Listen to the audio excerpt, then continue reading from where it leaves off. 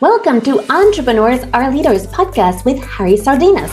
Interviews with world's most influential entrepreneurs that share tips about how to grow your business exponentially. Charismatic speaking, leadership, branding, marketing strategies designed to help you monetize your knowledge, find true happiness, and manifest your goals and dreams. Welcome to Entrepreneurs Are Leaders, and today we're with Ryan, and he's the founder of Empower, a good friend. So Ryan, tell us, what are the 5 steps to launch a sustainable product in the Web3 space? Right, great pleasure to be here. Thanks for inviting me, Harry.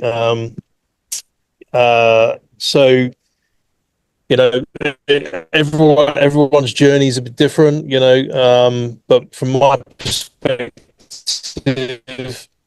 the 5 key, as I've tailored these 5 steps specifically to Web3 type of companies in the sustainability space. Like with any new business, it starts really with the idea, the ideation stage. What's the problem we're trying to solve? How are we trying to solve it? Both in terms of business model, ideation, and where does technology play a role in that? Obviously, sustainability is a huge topic. There are many aspects, many different problem spaces in terms of carbon, in terms of biodiversity, in terms of environmental, social goals. So we need to kind of like narrow it down to what are the key focus areas, or say SDG themes or targets for the solution. That's at point 1. So idea, and getting that idea hardened, sharpened, tested, on paper really. Before we do anything else, we build anything. Is the idea valid? And is there sufficient market demand for that solution? Step 2, having validated our idea in the marketplace and done sufficient product market testing, we move into kind of prototyping stage, which really has the goal to test not technology, but to test the business model, particularly in the industry.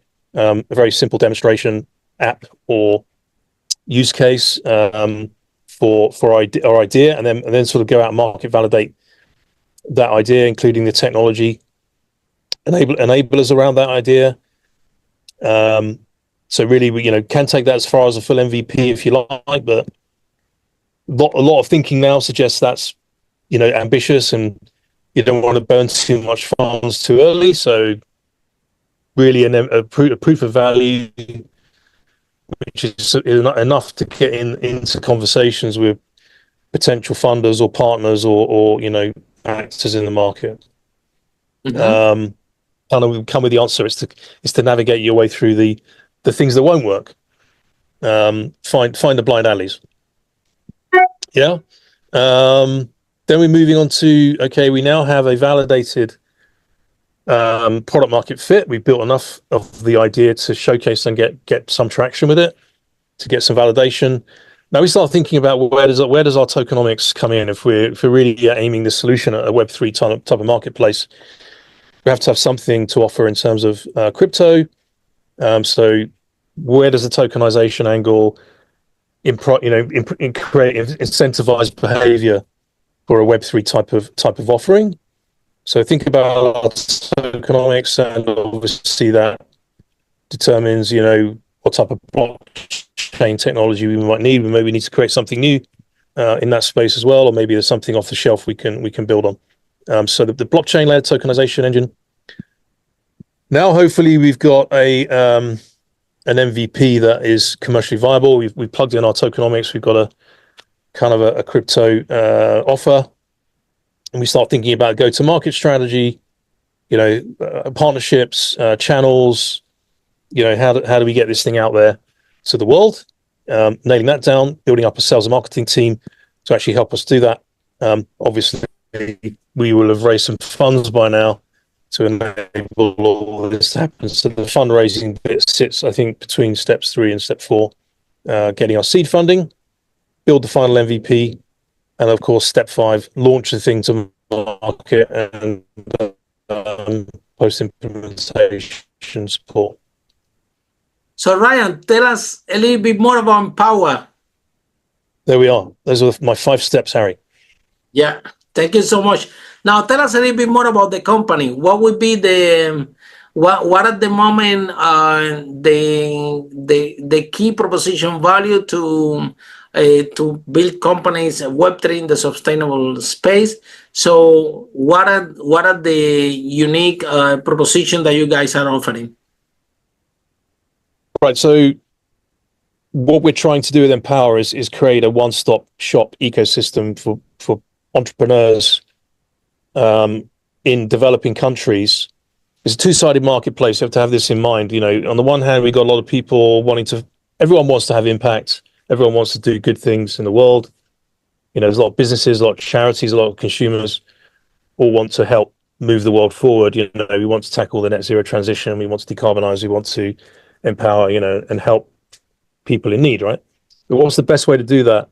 You know, we've gone through a journey in the world where there's a lot of wastage, a lot of money spent on charity, for example, that hasn't been effective. So there are a number of problems if you look at this space holistically in terms of ESG, what is working and what isn't. So we as Empower have looked at this in totality, and we've sort of mapped the problem space into a number of areas. Some of it is to do with lack of transparency. We don't know where the money's going, and therefore we can't measure effectiveness, or you know, we can't have certainty that things are really what is said is happening is happening. So the transparency aspect.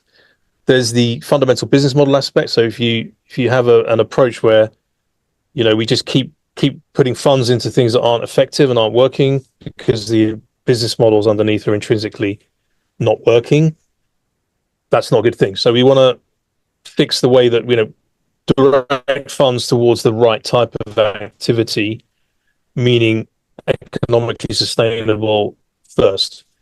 So it's not just about the environment. Of course, we need to think about sustainable enterprises, a digital economy in a box that enables funds to flow in to the right type of projects with the governance framework so that we don't waste funds. You know, we catch issues early.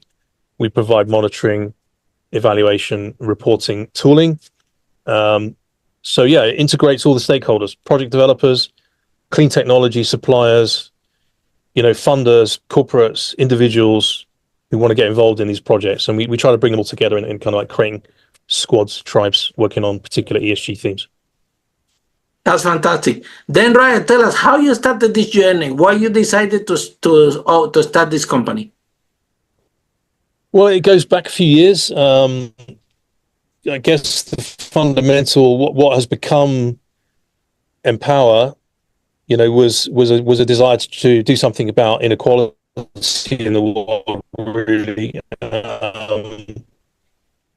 You know, I worked in finance all my life from, you know, young age, and I kind of saw the way the industry worked, and you know, I wasn't that happy with it. I felt it was very, a lot of corruption, let's say, and I sort of saw the financial system is not equitable. It's not working for certain parts of the world, right? It's only working to enrich, working on the inside of the financial system. And then I came to a point around the year 2000. I was living in America.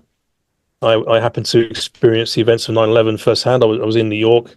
Wow. That was a big up call for me. I started to reevaluate my values and my take on the world, and understand the struggles of developing nations a lot more. Got quite politically engaged for a few years, trying to, change the world through politics and through campaigns and working with organizations and groups that were trying to change things that way. Burned myself out a bit.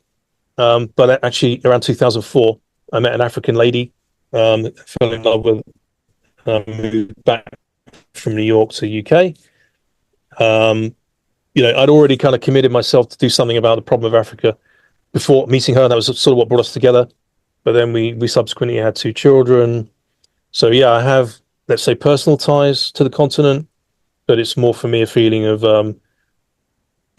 the systems in place aren't working for those people. We need to work bottom up.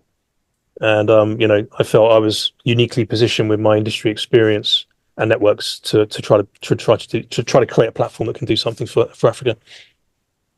Absolutely, because at the end of the day, we all live in one world, and the development, there is something that we call social responsibility, right? So it's about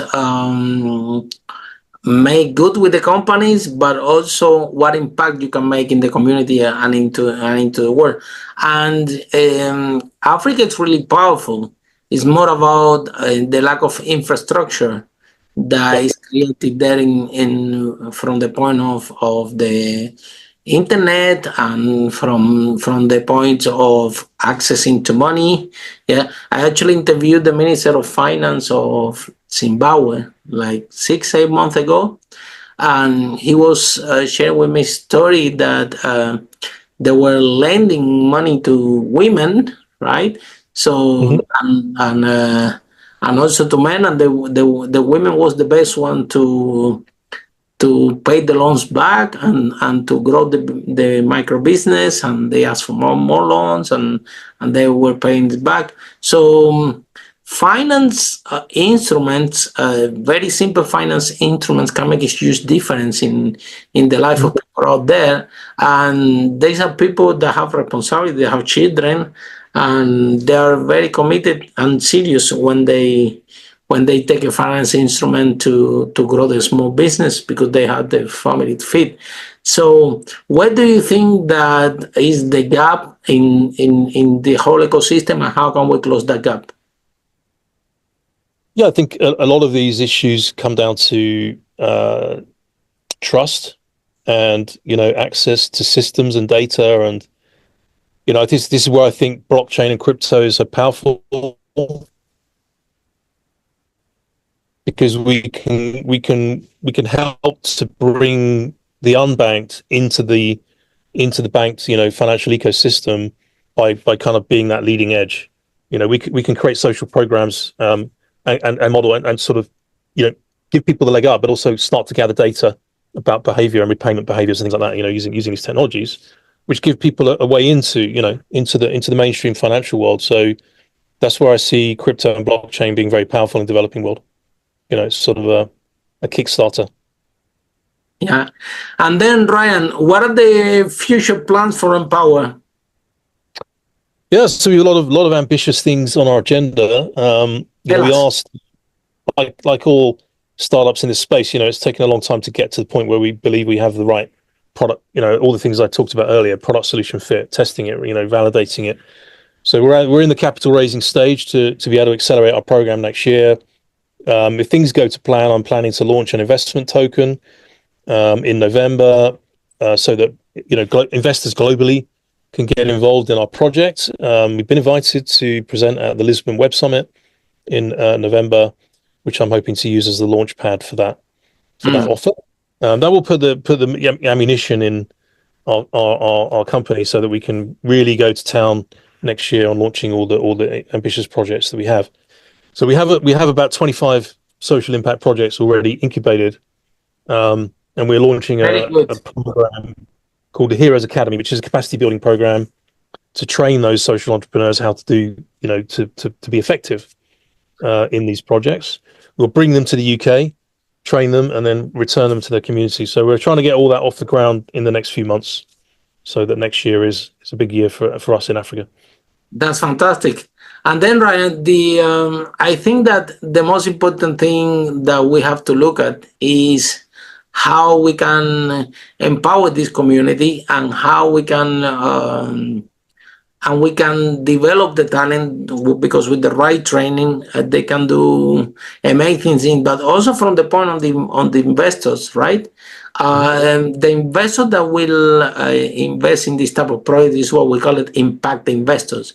So they are investors, they are happy to invest with you guys, because you are making an impact in the world. And it's a category of investors that they only invest in products like that. Of course, they want to make profit. Of course, they want the return on investment, but they want to make sure that they are sustainable.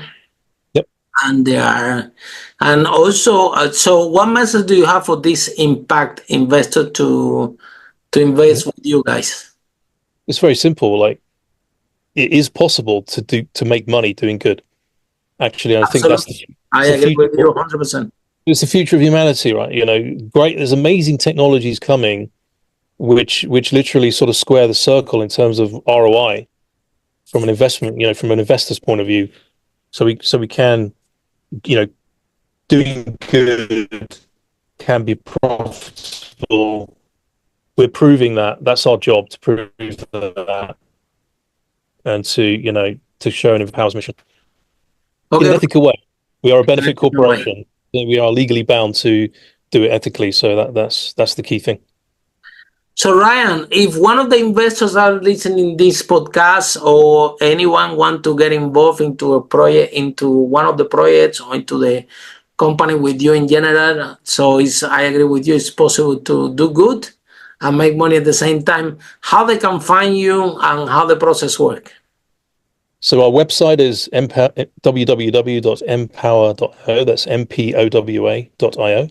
I'm, of course, on LinkedIn, Ryan Lavelle, quite easy to find there. By all means, reach out, find me, book a call, and let's talk. Yeah. So thank you so much, Ryan, for the broadcast. And from here, we wish you the best. We know you very well. We know that you're up to something big.